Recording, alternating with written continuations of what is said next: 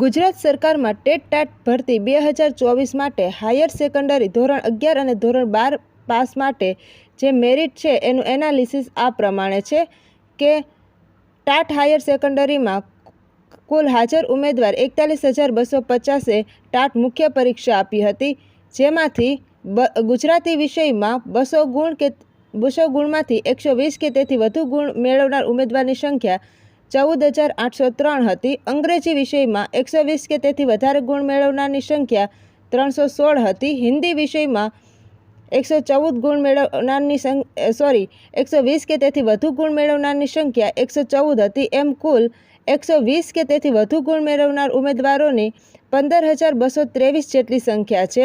ત્યારબાદ 140 કે તેથી વધારે ગુણ મેળવનારની સંખ્યા આ પ્રમાણે છે, જેમાં ગુજરાતી વિષયમાં ફક્ત 2,436 જેટલા વિદ્યાર્થીઓ છે, અંગ્રેજી વિષયમાં 90 જેટલા વિદ્યાર્થી છે, હિન્દી વિષયમાં 38 જેટલા વિદ્યાર્થીઓ છે, જેમાં 140 કે તેથી વધારે ગુણ મેળવનારની સંખ્યા કુલ કરીને 2,564 જેટલી છે।